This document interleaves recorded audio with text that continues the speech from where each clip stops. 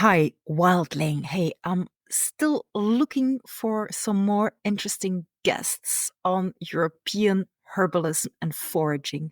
So, if you know anybody that would want to be a guest in my podcast series, please feel free to reach out and contact me through social media, Wild Plant Forager, or through my website, wildplantforager.com. Thank you so much.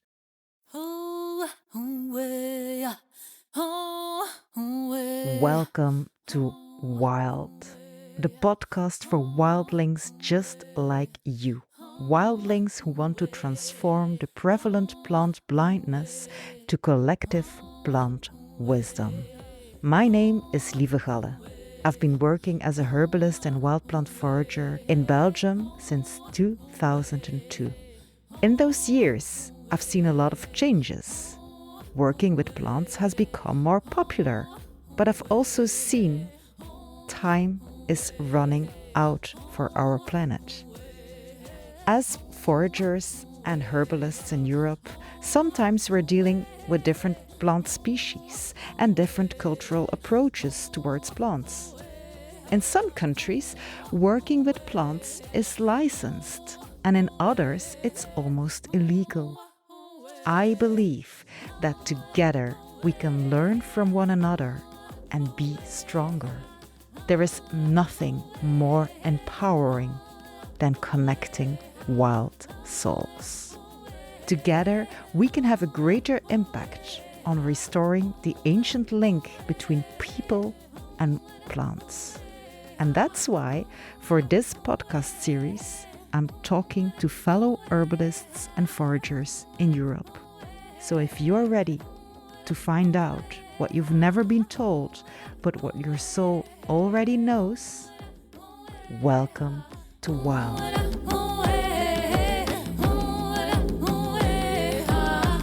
Welcome, Wildy, to this new episode of the Wild podcasts. And today I'm here with Anki Paulssen of Plant Spirit Guru.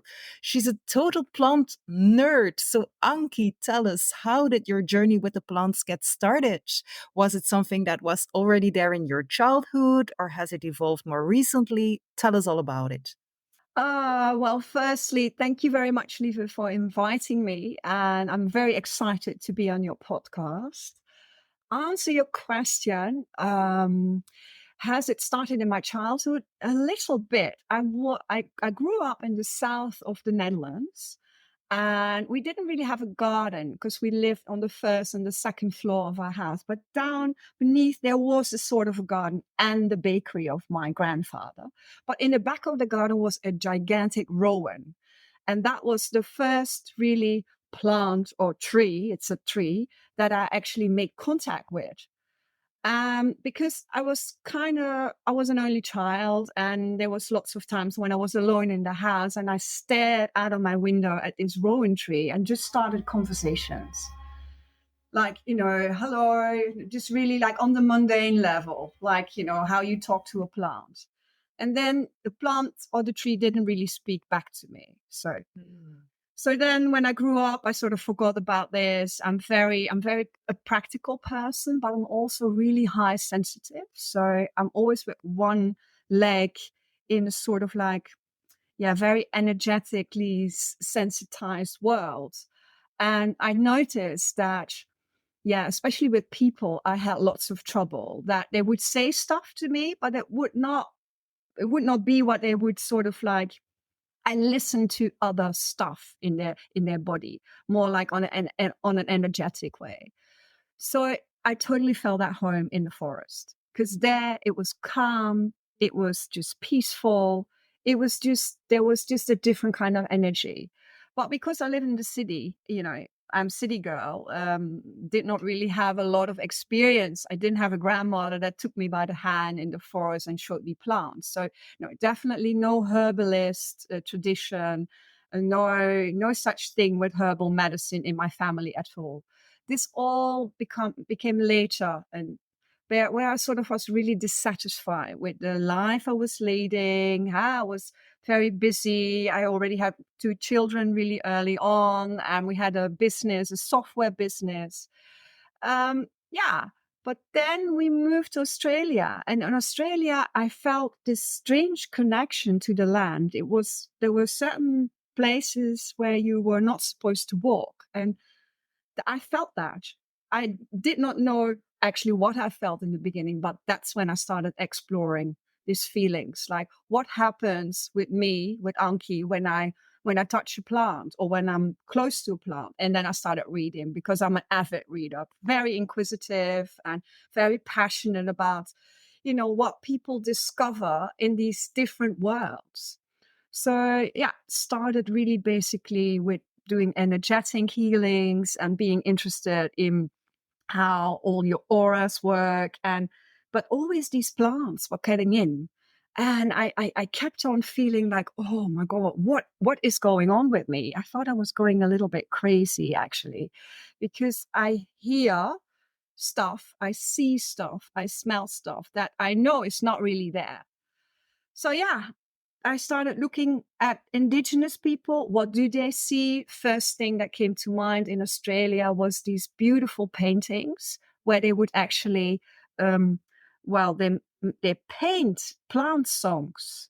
And then I've heard something about people in Peru, the Shipibo people who sing plant songs. And that's where it all started. That's when I'm like, wow, I got to get to know what's going on in the world. So traveling everywhere, we traveled extensively. I immersed myself into ethnobotany, read everything there was to read. Of course, I found out about Pam Montgomery, and I read her book, Plant Spirit Medicine, and that really opened everything up for me. From there on, I thought, A, I'm not crazy. B, there's more people like me. Yay. Because I didn't meet anybody, I could not talk to anybody in the community. And the indigenous people in Australia, well, they were not keen on talking to foreign people. That was just the case. It's about 20 years ago when we moved. That has changed, luckily. So there are no stuff about bush food, and they really let you in, and they want to get to know you and teach you their knowledge. But when I was in Australia, that was certainly not the case. So I started going on my first trip to Peru because I actually want to experience it. And yeah, the first connection I make with a plant, which is totally something completely different, is a master plant, and that was, of course, ayahuasca. And my first journey with her, when I sat in the jungle there, yeah, that was when everything started. It was just, I saw all the colors of the plant weaving into each other. I saw the songs coming out of the curanderas, the people who have done very long standing apprenticeship with these plants, and they were coming in and outside of bodies. It was, the whole room was with intricate patterns, and that all resonated through these songs. So that was plant song. That was my first time ever that I saw that. And my life ever has changed after that. It's never been the same. It's just, that's what I experienced when I was a child. Not per se the same, but something similar happened to me, sort of like a synesthetic experience that I could not explain. But there it was in the jungle. And these people, they had been doing this for years, for eons. So this was nothing new. It was not something that I had discovered. And it was also something that I could passionately speak about to other people. Mhm. So yeah, I started apprenticing there, and yeah, I went back to Australia. We moved since to Indonesia. I started talking to people over there, what they do with plants, how sacred certain plants are, what they do, what their medicine is. Started speaking to elders, and yeah, actually everywhere in the world except in my own country, except in Europe, because I really, yeah, of course, we had all the herbs, but that was very on the mundane. It was like, this plant was doing this and this and this for you. And I thought, I know this is really old now. This is the old tradition, because now herbalists, what I believe, they don't see one plant for one ailment or disease. It's bigger and broader now. But back then it was still like, oh, this plant, and you learn how the plant looks and what it does, but you didn't learn anything on how to pick the plants. That you should talk to the plant before you actually go out there in the field and say, well, is it okay for me to gather you because I have somebody with an illness, blah, blah, blah. And are you the right choice? That all these things that I learned in the jungle was very normal. That they would go out in the jungle and they would have some quiet time. They walk around and then they see this plant and then they ask this plant for permission Mm-hmm. and they leave an offer. It's not like you go in the woods and you snatch some plants and you just make a nice concoction and you think this is going to heal you or something like that. So I understood that this was certainly not the case. So when I was back in the Netherlands, I was determined to start dieting or do a dieta uh, uh, with the plants that grew around me. The first thing I came back, I was sitting on a bench under a big willow tree. And I said, okay, what's going on? Why am I here? I was a bit lost because I felt ill in Peru. I had to come back to the Netherlands. I felt really lost and actually quite sad that, I was so ill that walking was hard. And this gigantic willow tree just it felt like she was embracing me, like with all this wisdom she had. And she just said to me, Aki, it's okay. Don't worry. Just sit here. It's going to be fine. And from then on, I started crying. It's still really emotional for me now. Um, yeah, that was the start of dieting plants. So willow was my first diet. So you know what a diet is, what they do? No, please explain. Okay. So a diet is like it's like a marriage between you and the plant. All right. So you make a connection with each other and it's on both sides. And you promise to cherish this plant. You honor her or him. And it can be, it's almost like you have a contract with each other. So, and for that, she or he bestows you with healing, with sacred knowledge, with wisdom, and also with protection. So it's like this friendship bond that you have with each other. And it's a lifelong thing. So all my plants in brackets, because they're not my plants, when I something wrong with me, I ask a plant, what can I do? What's going on? Have you seen something? Have I missed something? Have I done something?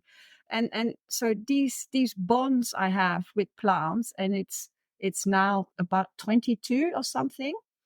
That is just, these are my friends. It's not that I don't need human friends anymore, but these beings, they really do not let you down, or they have no agenda with you. They don't gossip or something like that. So yeah, that is. And how do you do this? How do I make a tincture usually? Mm-hmm. And I know one of the people I admire, Pam Montgomery, she calls them plant initiations. So that is actually a beautiful word, because every time you drink, and she makes an elixir, I make a tincture or an infusion. Every time you drink that, you ingest the plant. You also have to travel to the plant spirit realm. And you do this by a breathing technique or shamanic journeying with the drum or something, because you need a vehicle for these plants to get there. So it's not something like you go into the nature and you say, hi, I'm Anki, and then you wait, because that certainly for me, that doesn't happen. Mm-hmm. So it happens when I'm in a sort of like a state of, an alternate state of consciousness, a different, where I'm in a different place. And then communication is just very vivid. It's usually not through words. It's mostly through a feeling in my body, or it is just sometimes I see a symbol, or there is a color, or there is an explosion of energy somewhere in my body. and sometimes it's crying, or it can be, it's all sorts of things. It's the best thing that ever happened to me. It's this beautiful work. So yeah, this is basically what I do. Yeah, this is my job now, so to say. So beautiful. Thank you for sharing that. What a story. It's really interesting. So now you work with this master plan diet with people, Mhm. and how does it work exactly? Do these people work with just one plant, or do they sometimes use different plants together? Or can you elaborate a little bit on how you are working with people and plants? Yeah, I sure can. So usually we sometimes I sit in a space with people and I see a plant coming up, Hmm. and she tells me or he tells me this is the right plant for this person. But that's not always the case. Sometimes people come to me and they say, "Oh, I've got such a connection with the elm tree," or "I've got a connection with, the yarrow." And then we start with that plant.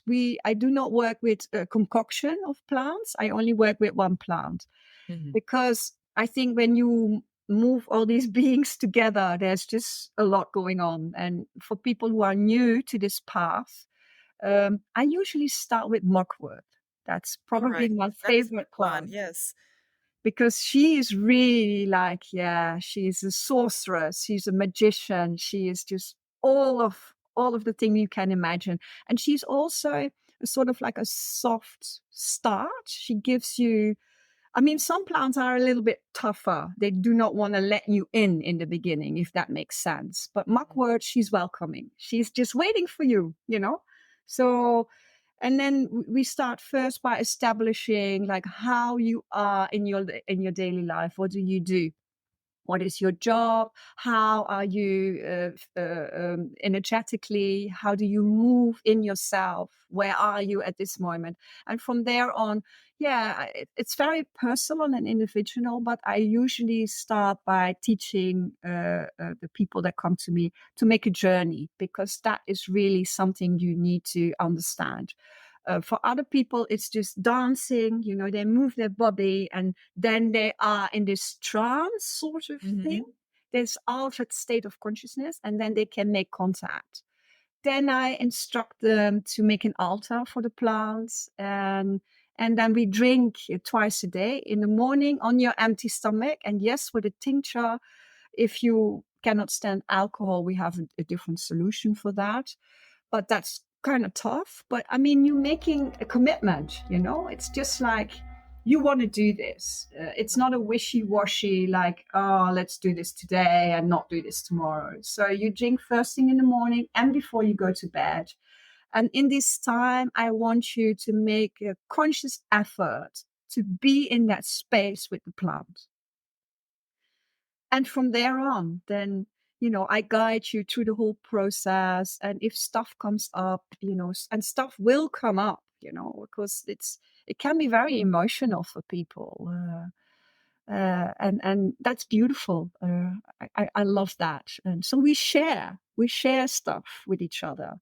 Hmm. And from there on, I sort of make a little, I make notes. Like, I want to see if there's people having the same experiences, with a certain plant, that the same stuff comes out. And this is really amazing when that happens. And every time I'm like, hey, I had this too. Like, wow, you had this. Because I never talk to them about how this being looks or how this being feels, because I don't want to fill in their experience. I am a very enthusiastic talker, but I always hold back. I'm just sit back and I said, Anki, relax, don't talk, let them do that. And then you can see, at least that's what they say, that when there's something similar happens, like, oh, they describe the spirit of mugwort to me, and then I'm like, oh yes, you've seen her, so that is wonderful. And yeah, and we have some similar experience with quite a few people now. And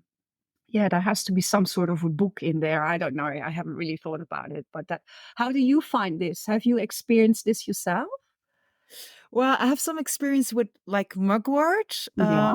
And also because I was wondering, have you ever worked with teasel, what we call kaardenbol in Dutch? No. It's a very interesting plant. It's like a very spiky plant Yeah. and it has something very distinct. So at the base of the leaves, it Yeah. gathers water. And but which is what is really interesting about is this water is also digesting insects, which is a really interesting mechanism. But however, I learned from an older herbalist. She told me you have to dip your finger into this Mm. water at the base of the teasel plant and then rub your eyelids with it, and it will make you see more clearly.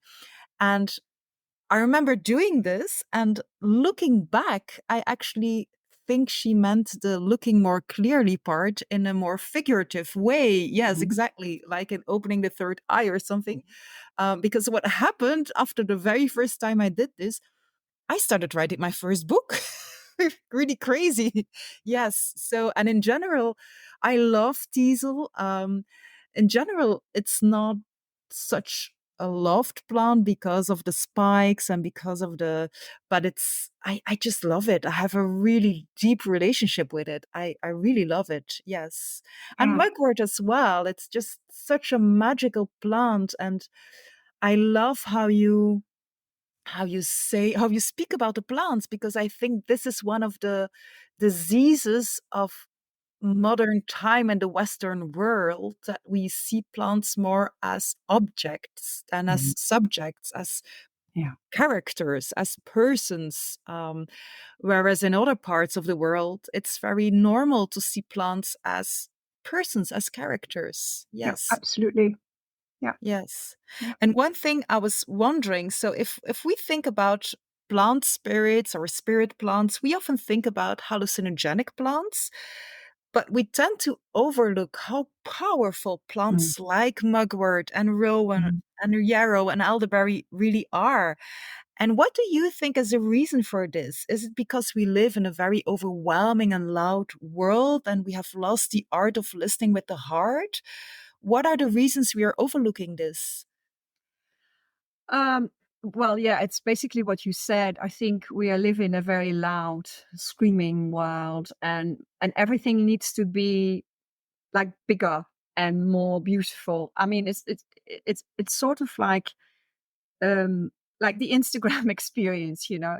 When you're on Instagram, you have to be like, oh, and this and if you do a ceremony, because this then we're talking about ceremony with ayahuasca or with wachuma or with mushrooms.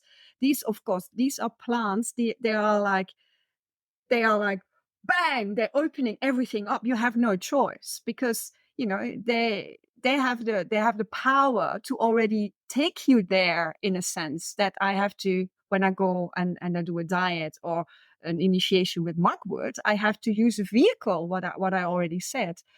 So a lot of people only look at ayahuasca Mhm, because also it's a foreign thing and it's quite hip now. You know, when I first did ayahuasca, there was not a lot of people who heard about it. Like, did ayahuasca? That's not what I meant to say. But when I drank the brew, um, I believe that the ceremony around the plants, that is very important. That we have sort of lost, of at least let me speak for myself, that I lost that sense of sacredness and that sense of belonging, and by drinking a plant, well, actually two, it's a combination of two plants in ayahuasca, I was there immediately.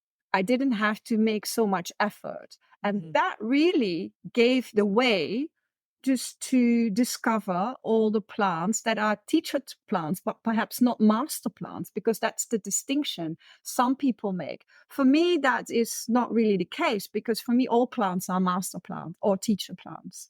So, but some of them, yeah, they have the hallucinogenic compounds and they bring you there immediately and they open that third eye or whatever it is that you want to speak about, and you're immediately transported into that world. There is a sense of all the muck and all the noise you have in your head, that's just diminished, and suddenly you have this heart and it's opening and it's pulsating, and you feel the love of the people, you feel the love of the curanderas or the medicine. And for some people that is the first time in years that they have experienced that, and self-love and all these beautiful things that humans really need to feel more, because if you love yourself, you love your plants, you love your forest, you love your environment, and then we love each other, and then hooray, we've done a good job. So if you need a plant or a cacti or a mushroom to do that initially to bring you there, then yes, please, but then do it also in a way that is, that is the right way. Don't go with somebody somewhere in an attic in Amsterdam, drinking with somebody who has no knowledge, who just has the medicine and brewed and blah blah and just bought it somewhere. Don't do that, because these plants are sacred beings. They need our reverence. They are beautiful. They're also rare. It's not something that you can just buy at the Deleuze or at the Albert Heijn. Yeah, be careful who you drink with, who you choose to start this journey. And the most important things, are you willing to change what you are inside, what you have inside? Are you willing to make these changes? Otherwise, please don't go there, because this is big work. It's huge. It's not Yes, thank you some. for pointing that out, because what I see now happening sometimes is people hop from one hallucinogenic plant to another, and they don't do the work, if you know what I mean. Yes. It makes me feel really sad, not only for the plants but also for the whole environment, for everything. If you don't know what you're doing and you hop, it's like a spiritual or rally hopping. You go from one thing to another, but nothing really sticks, nothing really helps. And why that is, that doesn't really matter. But it makes me feel sad, just stick to one thing. And of course, starting doing a dieta with a plant that just grows in your backyard. I mean, like the dandelion, for example, that is such a powerful plant. It's one of my favorites. If I have favorites, sorry, I have my favorites. And the nettle, the nettle is just like your plant. It is. When you touch it, you get a burn. But why do you get this burn? And try to understand how this plant works for you and what you will gain in brackets when you ingest these plants for 6 weeks and you are very intimate with these plants. I mean, what will you get out of it? Wow. Think about that. It's Yes, actually really it's interesting simple. to see how we see spikes and thorns, etc. As it's, of course, it's defense of the plants, and we tend to see it as something we have to stay away from, Mm-hmm. but it also means protection. Mm-hmm. And this is very interesting, I think, if you look at a plant that way. And I think stinging nettles first message is pay attention. Yeah. Pay Yeah. attention and be still. Mm-hmm. Mm-hmm. Before you actually, go out there with your mind and blah, blah, blah, blah, just be still. What is actually happening? And take a moment, pause. That is actually the word, better than be still. Just pause. And that is what a lot of plants are teaching, have taught me. Because, I also have ADHD, if you want to put a label on it. So I'm very much out there, but I can also be very introverted. And the plants taught me that it's both okay, that I can do all these things at the same time, but I can still listen to my inner voice. Mm-hmm. Mm-hmm. And that is something that is just that money can buy, you know. Yes, and thank you for sharing that about the ADHD spectrum, because, well, as a mother of a neurodiverse family, I can really appreciate that you're so open about it. And sometimes I wonder if the neurodiverse people are really the canaries in the coal mine when it comes to pointing out how far we have come from nature, how big that distance has become, and how that is really hurtful for the human soul. So yes, absolutely. I 100% with you. I mean, with a plant, you talk spirit to spirit. That's basically it. And that's what at least I had forgotten. I neglected my spirit completely. And then I got so hyperactive and hypersensitive, hyper at everything, that I was basically lost, felt depressed, felt, no self worth, all these things. And it all came because I lost contact with my own spirit. I did not have any understanding or any feeling where my spirit had gone. It was sort of like it was out of my body. I could see myself literally doing all these crazy things. And then there was Anki sitting somewhere else. So plants brought me back into my body, that it was okay to be in my body, because I think that's what I feel with a lot of clients who have ADHD. They're not really in their body. They're somewhere else. And either they have experienced a trauma in their childhood or whatever. It doesn't matter. Sometimes I think I was born like that. Something that the mother experienced that my mother experienced when she was pregnant with me. I don't know. It doesn't really matter. You don't have to go back and talk about all these traumas. It's more about the moment you feel that, what are you going to do about it? And who am I going to talk to? To a person? No, I'm going to talk to a plant, because they are not biased. That's my motto, is let the plant be your guru, you know? It's not that I don't trust humans, but they usually have their own agenda, or they're biased, or they are scared of something that brings up in themselves. And the plant doesn't have that. No, no. Yes, and I think the wisdom that a plant brings is also timeless, because they are such old organisms. I mean, a lot of plants were already here even before humankind started. So in a way, they are our ancestors, and I really like that. And I personally, I could feel that after my parents died, Mhm. this became even more important to me, because your parents are very often the people you turn to if you have like a dilemma in your life, of if you want some advice from them, and they weren't there anymore. So I just went to the plants and asked them, and this became more and more valuable to me. Yeah. Well, I'm glad you discovered that. But can you imagine if you have not discovered that? Hmm. Then you feel You, lost. exactly. Well, that's sort of how I felt. I mean, I lost my father when very, very early on as well. And yeah, I felt lost. So, even when he was sick, I was talking to a rowan tree who was not saying anything back. But the fact that I had some sort of a friend there, a trusted companion who would always stand there, and especially in summer, when the berries came, these red berries, and it was just so magnificent that some being would already be there for so long, and we're just a bleep, so all these plants are our elders, they are our ancestors. Because we have plants, we are here, because literally they are the oxygen that we breathe Hmm. in. Hmm. Without trees, without plants, we might as well just lie down under a stone, because there's no Yes, life there is no human possible. life Yeah, without the plants. yeah, It's, yes, yeah, absolutely right. yeah. Yes.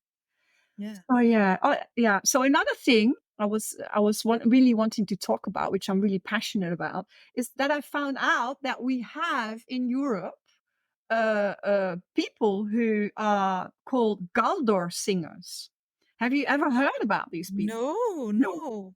Okay, well, Galdar is an old Germanic word from Galdras, and it means already song. So I'm calling them Galdor singers, which is actually singers. It's a bit of a Mhm. strange word, but these were, I think, usually women, and they would go out there and gather plants, and they had this whole scheme that they would do, and it's actually somebody documented that, a priest, I think, somewhere in the 10th century, in a document called Laknunga, something difficult. Right. Yes, Yeah. yes, yes. And we have this one spell or charm, which is called the 9 herbs charm. I'm sure you've heard about that.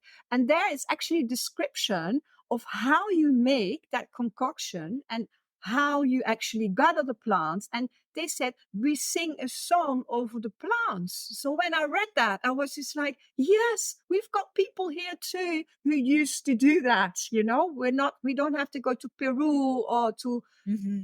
any other country. We had people in Europe. Now, of course, we had the Inquisition and all these medicine women, the witches, the lovely witches, where a lot of them were banned, and we don't have a lot of that knowledge anymore, but it's still there. So I delve into this 9 herbs charm and read everything online what there was to find, and started thinking, oh, I'm going to diet all these plants to see what they had to say to me. And I did them, but except for the crab apple, real gulu, I did not really do that.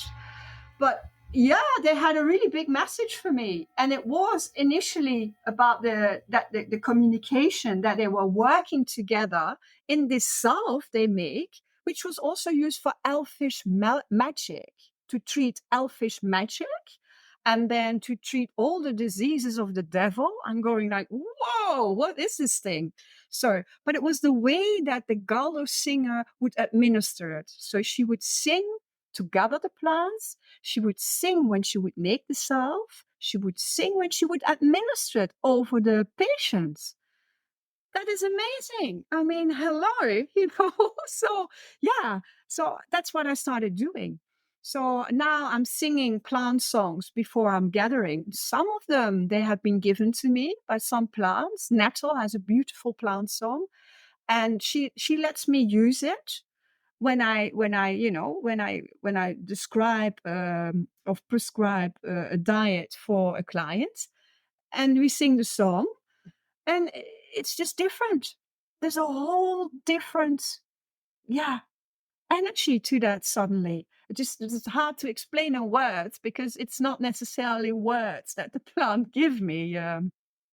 So yeah, that is another component I found in European literature, basically from the 10th century. And then of course we got Hildegard von Bingen, my power woman, which of course it has a very Christian source, because she was an abbess and she had to do this, because otherwise she would also have been burned. It's a bit of a puzzle why she could do this actually for me, because they say that she also treated the Pope and a lot of cardinals, and she was very high esteem, and they said to her that she was allowed to speak in the plants in such a way like they were holy beings. So she is also a source of, her spiritual remedies are just amazing. Hildegard von Yeah. Bingen. Do you like her? Are you a Yes, fan? and I think also she has been lucky in a way that she was able to do this. I think if she would have been born like 500 years later, she would have gotten into serious trouble. Yes, and I also like that you mentioned the songs, because singing is also such an important way to open up the heart and to make this connection. So that really makes sense to me. Yeah, yeah, it does. It does. Singing is really, yeah, something happens in you when you sing, and I do not necessarily sing beautiful or something. I'm not really wanting to record an album or something like that, god no. But it's just, sometimes it's a whistle or just a tone, or just like a or something crazy that sits in the back of your throat that comes out. And yeah, there's something, the energy clears up, and it gets really, really sort of, how can I say that? There's this, I can't find a word for that, but there's this a different quality in the air. It's like it's purification or something like that of the energy. And it's like you have a clearer path in where you go. I mean, of course, babies, they get some lullabies. When you are lucky as a baby, your mum sings you a lullaby. I mean, and then there's this patting on the back. So there's a rhythm, there's the drum. And of course, the drum is really important, or, the rattle, that is the thing. So sound, and yeah, that is a really important part of plant spirit medicine, at least for me. Yeah. Yes, yes. So you have lived in both Australia and the Netherlands. You're Mhm. currently living in the Netherlands, I Yes. think. Yes. And you're working international. Yeah. Um, so what are the differences you notice when it comes to general basic plant knowledge? Like, well, something I noticed myself is that usually the countries with far more remote areas, that's where the plant knowledge is still, well, intact or not dying out, as in the more urbanized spaces. So, what is your experience with that? Um, I think most of my clients, they live in urban spaces. They live in the city because they have a need to connect with nature. It's hard for them. I mean, the Netherlands, we don't have really big cities, but if you live in London or in Paris, in the really big cities, yeah, it's hard for you to connect. You have a park, but that's not wild nature. People who live in the wild and in wild nature, yeah, they don't usually come to me because they already have that connection. They teach me. I'm so happy to talk to them because I didn't have that background.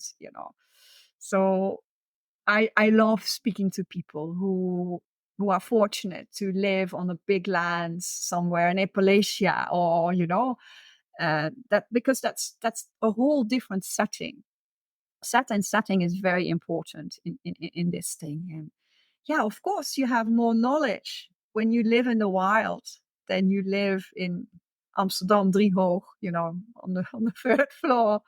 Yeah, yeah. Was that your question? I'm Yeah, sorry. yeah, yeah, yeah, Yeah. yeah.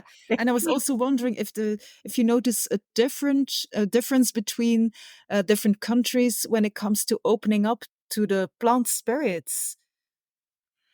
No, not really. All right. I think it's a universal thing. As soon as you find somebody who is interested, then it doesn't matter where they come from, all age or gender. No, not really. I have a lot of male clients as well. Who initially, some of them are a little bit embarrassed, but then as soon as I say, well, disregard all these feelings that have, just do this for yourself. You don't have to talk to anybody in the beginning if you are, what are they going to say? No, I think for everybody is, as soon as you open to this path, you did your first diet, dieta, or you have another experience, then that's it. You're pretty much sucked into this world. I love that. I love how it's a universal thing, really. Yeah, Yes. yeah. Wow. So, one of the other things I was wondering about. So in Belgium and the Netherlands, if I compare the two when it comes to herbs and herbalism, um, also foraging, I can see quite Mhm, some differences because I have quite some students from the Netherlands, and mhm, of course they tell me all kinds of things. And what I find mind blowing is that if people go to their doctor with, let's say, a throat infection or a bladder infection, or even just a common cold, usually the doctor will prescribe medication to them. mhm, And in the case of a bladder infection or a throat infection, the first thing will always be antibiotics in the mhm. Yep. majority of the cases. And then my students tell me, oh, if we go to the doctor in the Netherlands, like with a throat infection, Mhm, usually we'll get the message, well, just drink some sage tea, some ginger tea. If we have a bladder infection, we'll try some unsweetened cranberry juice. Um, and then later on, when the herbs really are not sufficiently working, or when it's really a major case of a bladder infection, then they will prescribe antibiotics, which we know, of course, have a lot more side effects just mhm. on the intestinal flora alone. So, yes, how is this possible? We are geographically so close, Belgium and the Netherlands, and it's such a different approach. I'm just so surprised to find out about this. Well, I can tell you, I've got one client, or she's actually an apprentice of me, and she's nearly finishing her PhD, and she's a doctor, and she is very much into herbal medicine. So maybe it's a newer generation who are more open to prescribing, as you said, a sage concoction, or something with cranberry for a bladder infection.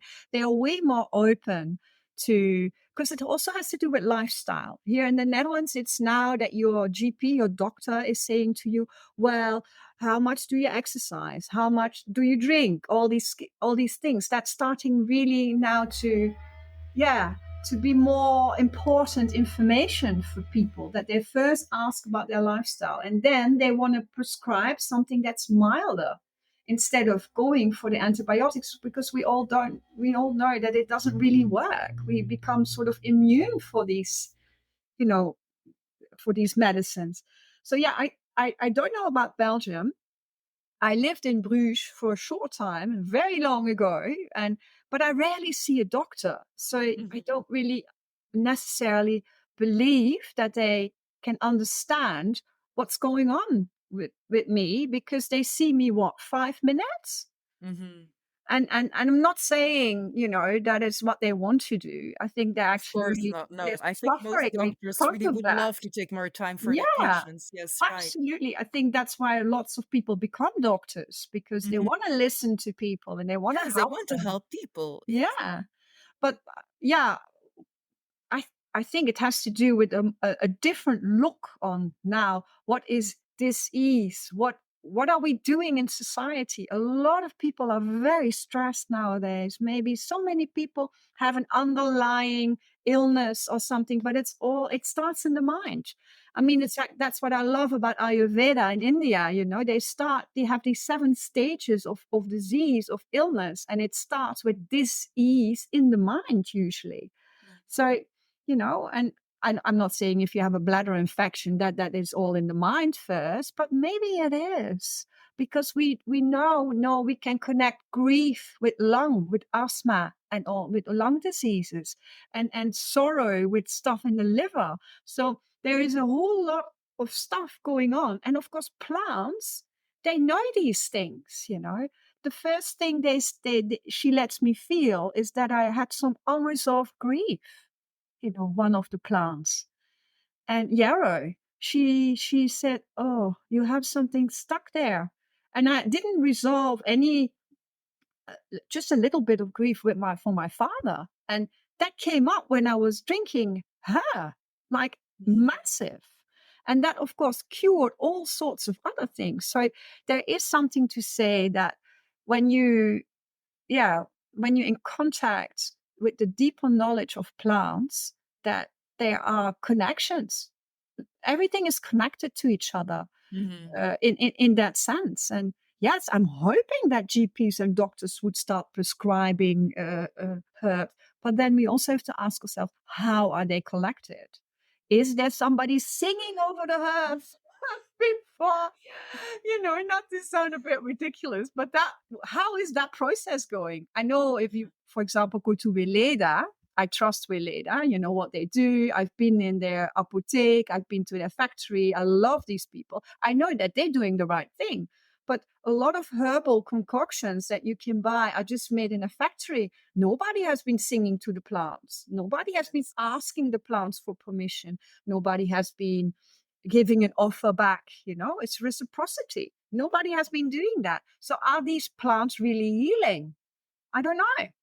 Mhm. Have they lost their capabilities? I don't know if that's true, but that's what I feel that could be the Yes. case. That's an interesting question. Yes. And I just want to get back to the doctors, Yeah. because I think one big gap in Belgium is that if you go to the university to become a doctor, there Mm. is no plant knowledge in Mm. any of the studies. So Mm. um, this is really, doctors don't learn about them. So when they're practicing with their patients, they just don't know anything about the herbs. And this is a bit frustrating because for some people, they want to use medicinal herbs and they take medication, and then every source will tell them, please, if you're taking medication, consult your doctor first before taking any kind of herbs. And then they consult their doctors, and their doctors just don't know anything about it. So I think it's a frustration on both sides, the patient and the doctor. And but I love how it's starting to grow, this herbal thing in doctor context in the Netherlands, because I think it makes herbal medicine more accessible to the people, because for some people it makes a difference if the doctor says so. You Yeah. know, it's a different thing. It's on a different level. So I think it's a good case for herbs that this happens. And also, some of my students even move to the Netherlands because the legal framework is much more kind when it comes to giving herbal consultations or making and selling your own herbal products. And yes, I think in Belgium, there's still a long road to go there, but I can also see it happening.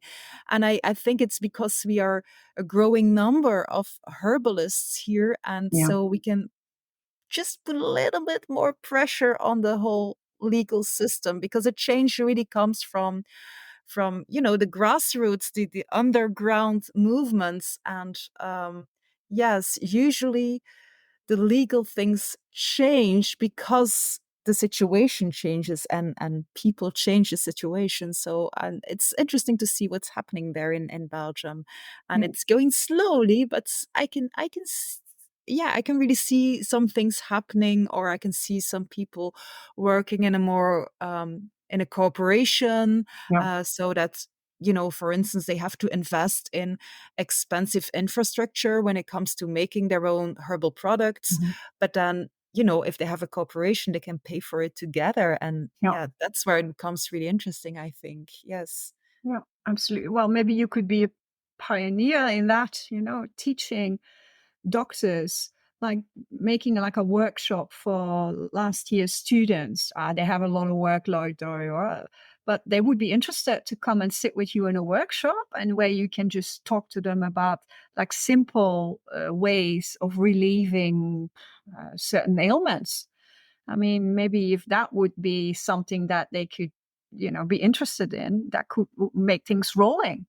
Yes. Yeah. Well, the interesting thing in Belgium is that the pharmacists, Mm. they do get a lot of, well, not a lot of, but they do get some basic plant Yeah. skills in their education. Mm. But for doctors, it's generally not allowed to follow these classes. So it's kind of a strange thing. And I can understand that doctors have to learn a lot Yeah. already. I Yeah. mean, because there is so much scientific research about the human body and how it works, and about medication. And but really, this would be such an interesting skill for doctors to Yeah. learn. Yes, I Yeah. agree. Yes. Yeah, there's lots of stuff going on. And of course, most medication are derived from plants, but Mhm. then they are there's so much dysfunction going on with them. Can't really explain that very well, but it's not the pure thing anymore. And usually also they stole, of course, a lot of knowledge from the Amazon. Most medication is derived from plants in the Amazon. And, there were indigenous people, and this is maybe a whole different topic, but I really feel that, why are a lot of indigenous people don't want to share their knowledge with white people? Because of the experience they had. It's been that They're being for robbed. They're them. really literally being robbed, and they are Yeah. not honored and respected for No. their knowledge and wisdom. No, Yes. and still not. It's still going on, as we speak. They're coming in with their books, and they're asking everybody what's going on. And before you know it, they have a new plant. Ooh, they discovered a new plant, and then it's used at a pharmaceutical company, and they make zillions, and nothing gets back into the company. Nobody of the indigenous people gets anything. Hmm. So Mhm. I really, it makes me crazy thinking about that. But what can I do about it? Talking about it. That's what we can do. So that it Yes. hopefully doesn't happen anymore, and that I have respect for the people who taught me stuff, and that's what I say. I thank the plants, but I also thank, for example, somebody like Mama or Donna Asunta. I met this woman when I was in Peru for a while, and I was in Cusco for a couple of months. And I sat there one day at a mountain being really exhausted because it's just very, very difficult walking there. And I'm eating my sandwich, and there comes this woman with a whole big sort of basket full of herbs. And I'm like, oh my God, what's that? And I'm thinking, I'm wanting to say something to her. So I open my little Quechua dictionary and I say, how are you? And do you want to share my drink and my sandwich? Yes, she wants to. She sits next to me, starts talking. And before we know it, we do this like daily walks almost. I wait for her at a certain point. She goes to the market 3 times a week and she teaches me the herbs. She teaches me her names, her Quechua names, and what they do and why she collects them. And she has this hum the whole entire time. And I ask her, what is your hum? And she smiles and she's got this mischievous look in her eyes. And then she doesn't want to talk to me about it. But then I say, is this the song of the plants? And she's like, yes. And, Oh. so she taught me, but what can I do about it? I give her my sandwich. I mean, what can I do? She gives me all her knowledge for free. But she knows I'm not a pharmaceutical company. Yes. She, Yes. we have this bond with each other. We giggle, we smile. I tell her a little bit in my very broken Quechua Spanish what I do with the plants, and we giggle. So and I'm not making any of these concoctions and selling them for millions. So that's maybe on that level we're still good. But do I feel like I want to give something more back to Donna Asunta? Yes, but how? And I know there's lots of people, like, for example, Dennis McKenna with the McKenna Academy. And there are lots of, and Chakruna, and there's lots of people who are actually out there on the field and they're planting and replanting, educating. That is the positive thing I want to sort of like, talk about more, because yeah, you can talk about all these negative things and I just really it doesn't really make me smile. So I like to look at people like Dennis McKenna who make an effort, and I do share, with the love for that, for the land and the people with him for that. He's a lovely guy, by the way. I met him once, so it's just fantastic guy. Yeah. So yeah, these Yes, are and I pioneers, think perhaps.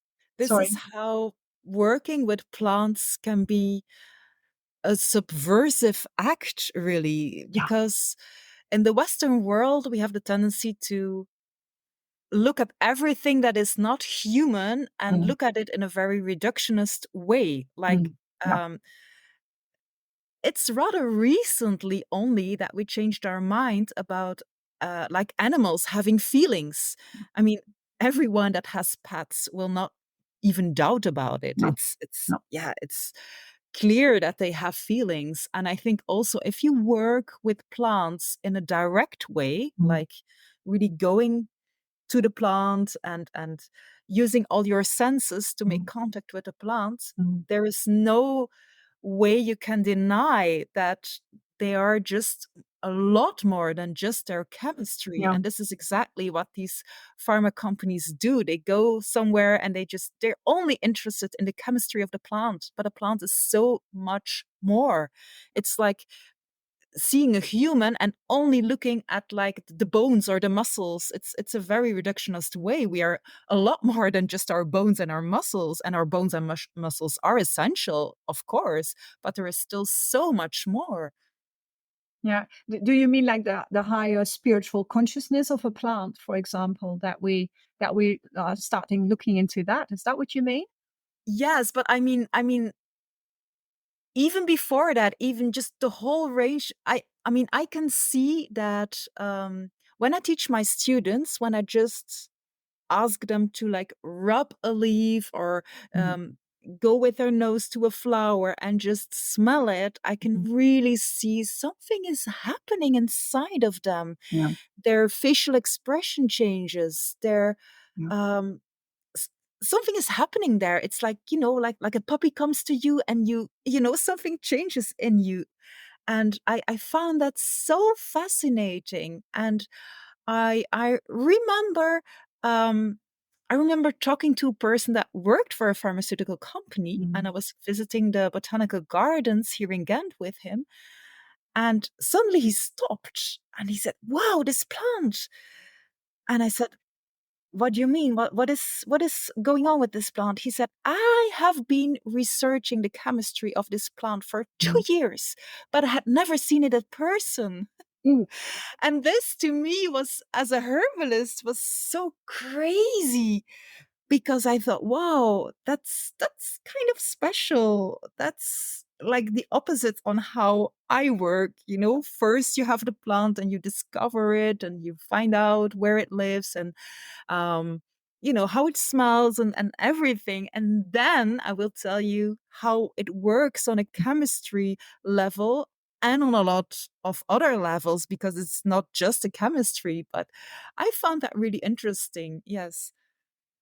It is. It almost sounds weird that you study something, but you have not actually seen it, and Yes, that that it's a would be the plant. first thing that I would want to know. I mean, Yeah. how does a plant look? I want to see it in person. Yes. Yeah, absolutely. And also making contact with nature again is sometimes really difficult. I mean, uh, get rid of your shoes, walk on the grass, feel what it's like with your bare feet in the grass, or even in the forest.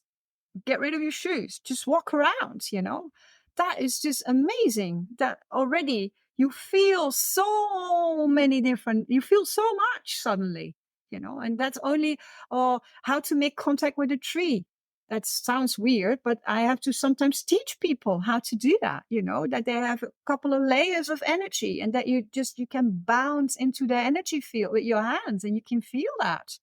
And once you're in there, you make contact, you introduce yourself, You don't have to talk out loud, but it's like you're talking from one being to another being. Now, you don't want to be rude and just sit on their lap immediately and go like, "Hey, I am here." No, you're not going to do that with a human. You properly introduce it. You extend your hand, or, and that's what I teach people to do with plants as well.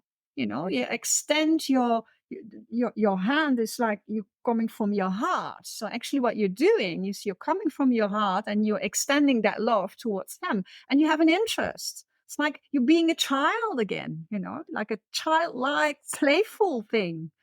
And Yes. soon as you discover that, oh, there's a whole world out there. No seriousness or really like all this knowledge they have to pump into you. Like the plant has these constituents and this names and this da.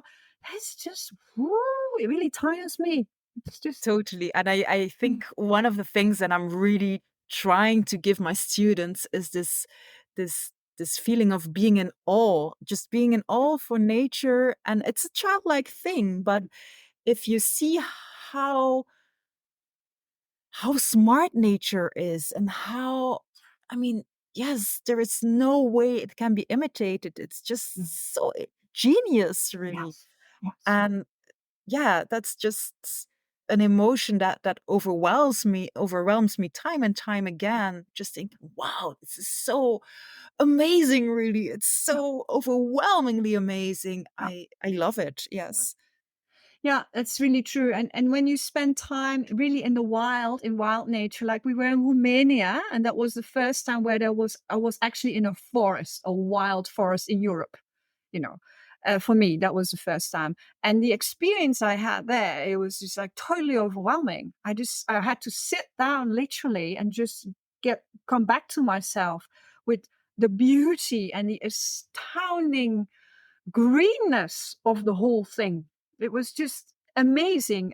You don't find that here in the Netherlands. I live close to a small forest. I'm lucky with all trees, but people don't really care about it. When a tree becomes too big, oh no, the roots are coming out. Oh my God, we can't have that. We need to chop it. Or it's like you said, it's like an object.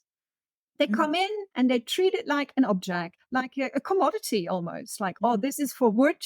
This is to make toilet paper and paper from a tree. I mean, come on, hello.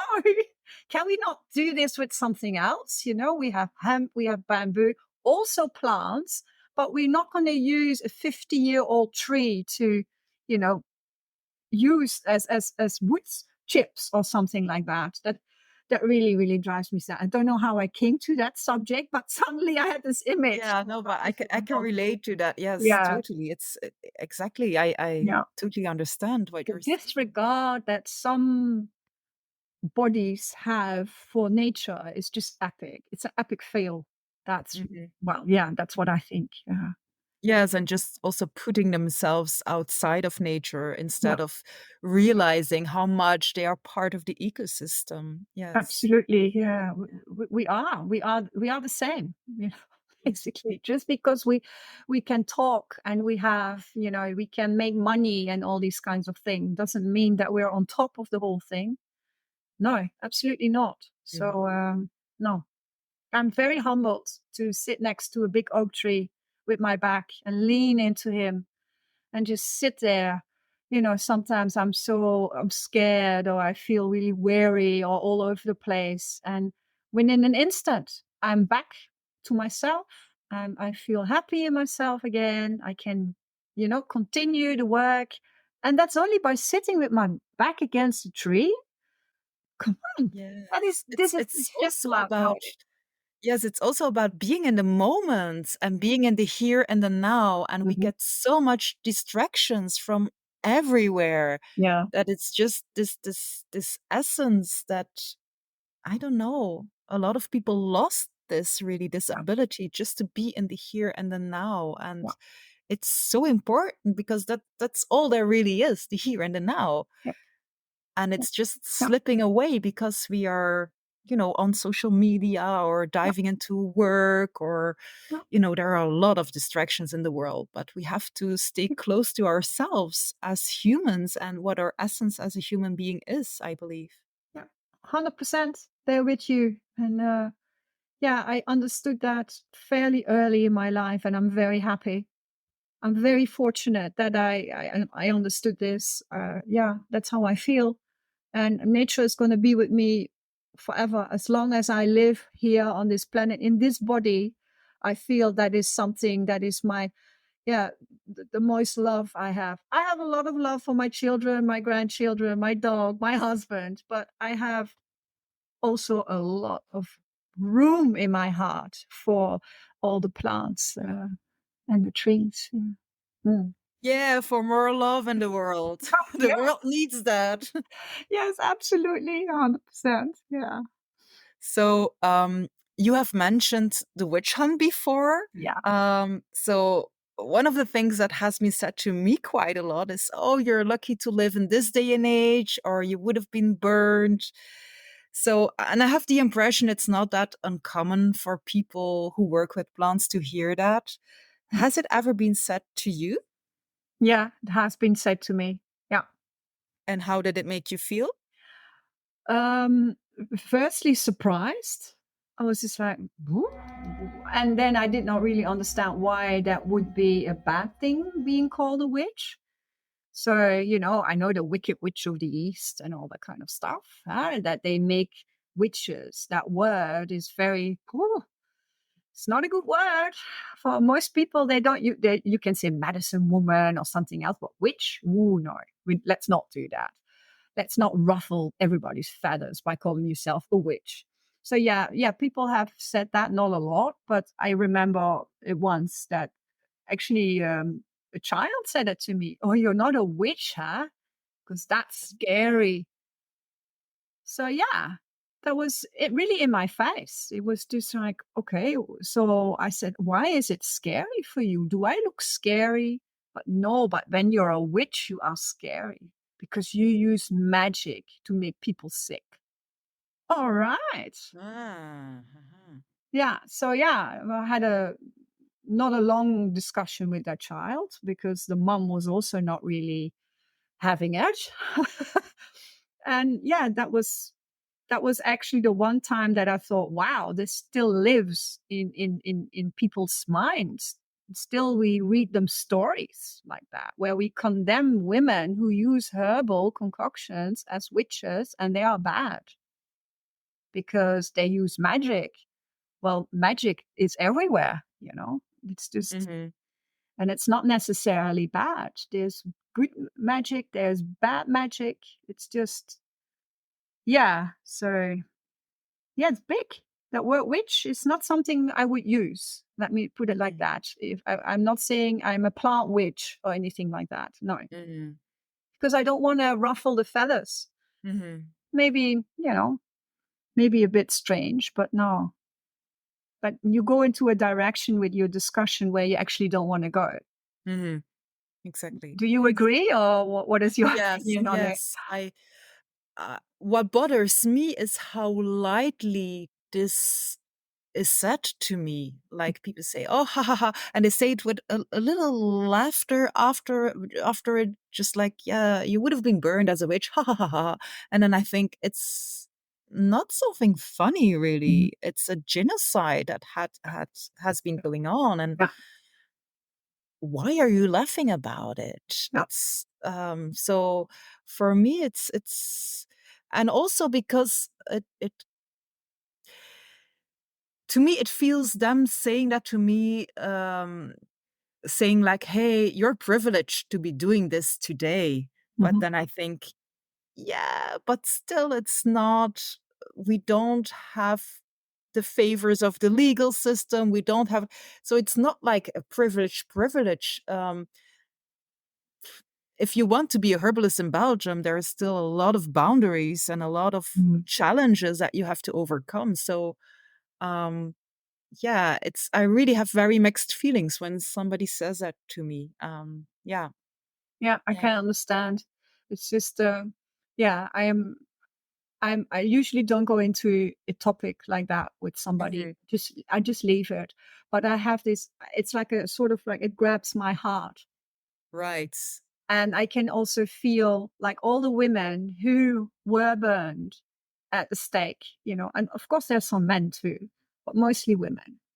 I mean, how must they have felt? And then all the people watching that. Hmm. How did that go into a psyche of elders, of ancestors that we also had in our blood? I mean, we have been there being as an inquisitor and also as somebody who has been burned. I believe that Hmm. we've been through all these stages and then talking about it and laughing, and that would make me feel really uncomfortable, to be honest, because it's, but then I usually leave it because, you know, it's just a different state of mind when you laugh about Yes, stuff like that. yes, yes. And I think we have to focus on the positive Yeah, things, really. absolutely. 100%. Yes. To And yeah, make them grow and become bigger. yeah, Yes. yeah, yeah, yeah, yeah. Yeah, absolutely. So yeah, I avoid the word witch like the plague. Yeah. So what is your view on the future Mm. of the relationship between plants and people? How do you think it's going to evolve in the upcoming years or maybe centuries? I don't know. How do you see this? Well, I see there's um a lot of people waking up to this path, if there's such a thing as you can wake up. But I feel like there's almost this energy, this intricate energy in, at least that's what I feel. And there's more and more people coming on my path that never heard about the work that I do and that I can make enthusiastic. I can make them feel something. And as soon as you touch that, yeah, then you have to invite that in your world. So I see a very bright future. You know, Hmm. I'm very enthusiastic about that. There's more people like us, you know, out there doing podcasts or whatever it is that we do, writing books, giving workshops. We just need to go out there and just talk about what we are most passionate about, and then more people will come on board. We know that we are at a tipping point, with the earth. We've been there a long time. There is so much climate change. There's so much stuff going on. People are slowly starting to understand that this is not something a scientist just, said in a lab, but this is something real. And yeah, you can start in your own little space, all you can do is just buy plants, put lots of plants in your house, and already that's very little, very tiny, and start looking after gardens, and get all these tiles out of your gardens. We have this thing that you now get some subsidies from the government if you just make grass and plants and a wild garden. And that's small, but it's a very good start. We have communal gardens everywhere. We have young people going in, and they are interested suddenly in eating organic or biological or something like that. So it doesn't matter whether it's eating or doing a plant dieta or being a herbalist or doing a concoction or just an infusion. Doesn't matter. As long as you start somewhere, you soon be inspired and you want to learn more. And learning more, yeah, there's so much to be learned. There's so much to be taught. There's so many things that the plants want to tell you, you know. So yeah. Yes. Is that an answer to your question? Yes. So we just have to keep doing the work, I guess. And one of Don't the give things I up. really Don't give up. Go. no. And one of the things I really like about, I mean, I have been working in this field for more than 20 years, and what I love to see is just this ripple effect. Yeah. How, I have my students, but they don't live like alone on an island. So No. they're is sitting in the garden eating their stinging nettle soup, and they're having a chat with their neighbor, and they're saying, hey, do you want a cup of stinging nettle soup as well? And or they cook for their family, or they just somebody gets a bite from an insect, and they just put some plantain on it. And I love this ripple effect. I Yeah. really, yes. And this is just lovely if your work can do this in the world. Yes, I totally love that. Also, something else that made me think about my granddaughter. She has this innate ability to just talk to the plants. Whenever she could talk, she started talking to the plant, and she really has whole conversations with them, in her head. And I mean, what would happen if you didn't have a mother or a father who would say, stop doing that? That's ridiculous. Plant don't talk. What would happen if we would teach our children to say, hey, what is this plant actually saying to you? Can you draw this? Or shall we, instead of bringing that child down for, don't be silly, oh, you can't, that plants don't speak. Instead of having that attitude, which is horrible, instead of, saying to that child, oh, wow, is this, I can't hear it. Can you talk to Oma what the plant says? Of what, you see, this is already a big step. If we teach our children that it's okay to talk to plants and to be in nature and, to get dirty, to have dirt under your fingernails and stuff like that, that would be a great start, I think. Yeah. Yes, thank you for mentioning this. I think that's a great tip for a lot of parents and grandparents. Yes, yes. So, Anki, if people are interested in your work, Mhm. can they find more information? Like, do you have a website or a social media account, or Mhm. where can they find the Yeah. info that they need? Yeah, I have a website, and it is plantspirit.guru. That's the English one. And it's plantspiritguru.nl for the Dutch one. And there they can find stuff. I have an Instagram page, and I sometimes load stuff up, but I'm not really good with these things. Which is fine. It is just, it's really exhausting, I think, to upload.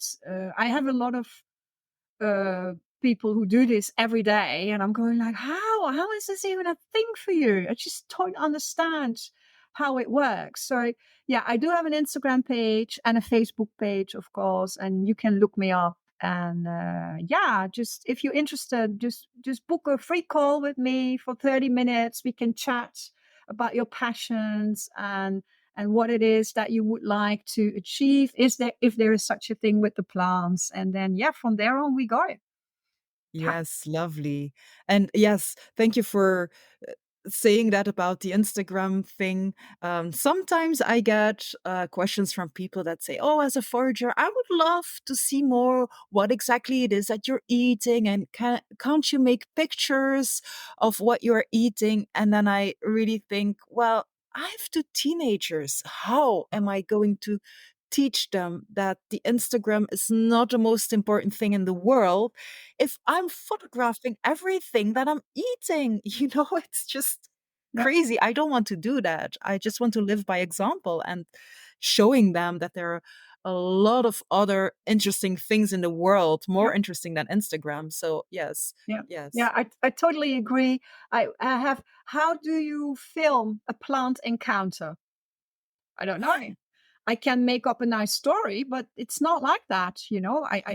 I have done some stuff where you caress a leaf and you teach people how to make contact with the plant. That can be done, but I cannot really. And I also don't want, I'm shy about it. I don't want to speak to everybody about these things that I encounter with plants. Lots of things are very personal. I do not want to have my personal life continuously looked at by other people. This is just, I'm actually quite a private person on that behalf. So, and that's what you said to teenagers. If you're on Instagram the whole entire time, no, that is not the example you want to set. Mhm. Absolutely. It is very good to see what other people are doing. And I mean, Rosemary Gladstar, but she has a whole team. Yes, I don't yes. have a team. I have my husband sometimes who comes with the camera and he films me, and then I have to giggle, and sometimes it's really bad because I'm nervous, and oh, what should I say? Oh, it's not good enough. All these things come up, which is ridiculous. So no, Instagram, I'm not a fan, but it is Okay. there. Okay, okay. Yeah. So, for who's listening, just go to the website of Yeah. Anki. It's very interesting. It's very beautiful. And Anki, I want to thank you for this lovely conversation that we had. A Mhm. really passionate conversation. I really loved talking to you. And to you, Wildy, that has been listening, thank you for being here. I hope to see you back with the next episode. And in the meantime, keep nourishing your wild soul and keep powdering your nose with dandelion pollen. Bye for now. A warm thank you for listening, Wildy. Are you feeling a wild itch after this episode? Well, just head over to wildplantforager.com and feel free to connect with me on social media. I'm looking forward to the next episode. I hope you'll be there. But for now, just go outside and follow your wild heart.